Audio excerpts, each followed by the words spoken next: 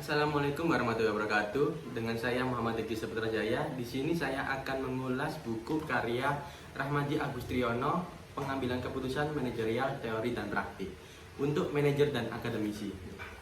Di sini saya akan mengulas tentang bab 6, yakni merupakan bab yang sangat saya sukai dalam buku ini. Karena dalam bab 6 tersebut dijelaskan tentang pengambilan keputusan dalam kelompok.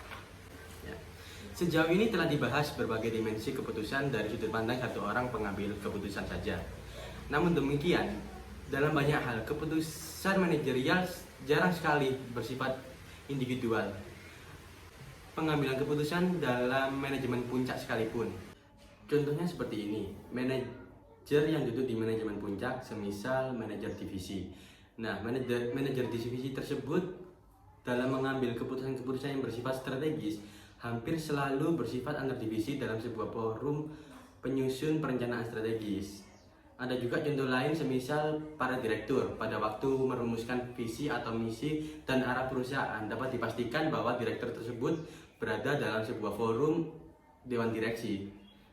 Demikian juga manajer yang lebih bawah, contohnya manajer pelatihan dalam divisi ARD.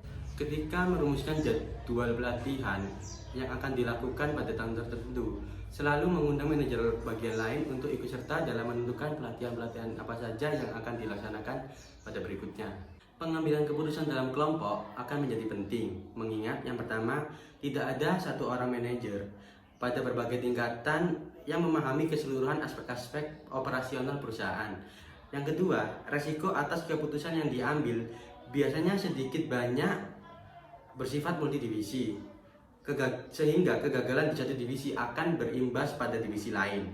Yang ketiga, dampak sebuah keputusan terhadap alokasi sumber daya perusahaan akan dirasakan sebagai keterbatasan atau kesempatan bagi berbagai divisi.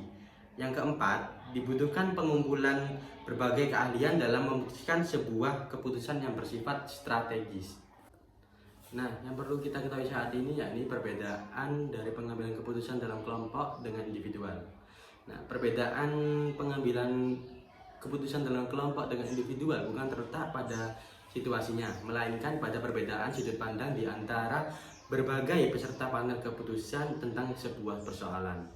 Apabila dilihat dari sudut pandang situasinya, pengambilan keputusan berkelompok atau individual relatif tidak berbeda. Artinya, keduanya dapat bersifat melawan alam, melawan pihak lain, atau bersifat banyak tujuan atau sasaran. Nah, begitulah yang dapat saya ulas sedikit dari bab 6, yaitu tentang materi pengambilan keputusan dalam kelompok. Selanjutnya saya akan menjelaskan bab 8 tentang materi superego.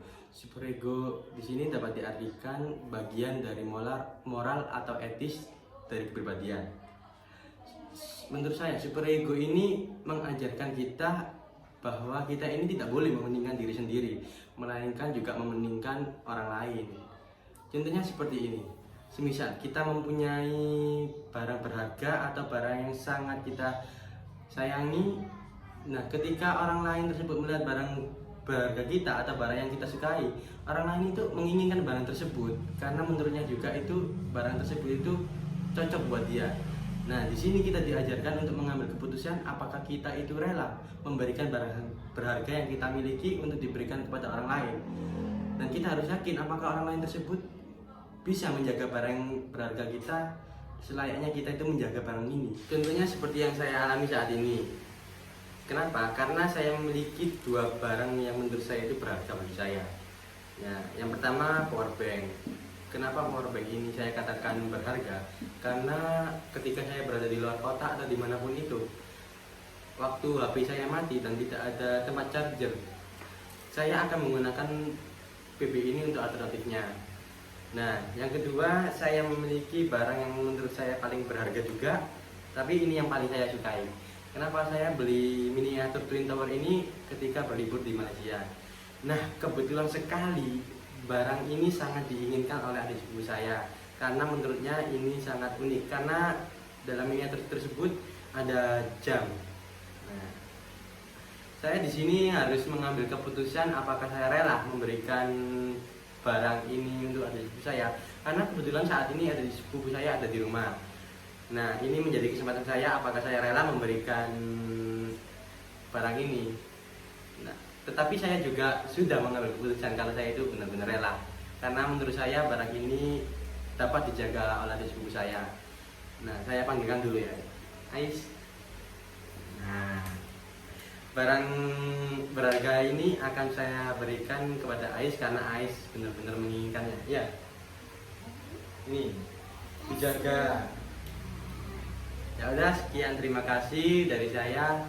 Sekian, wassalamualaikum warahmatullahi wabarakatuh.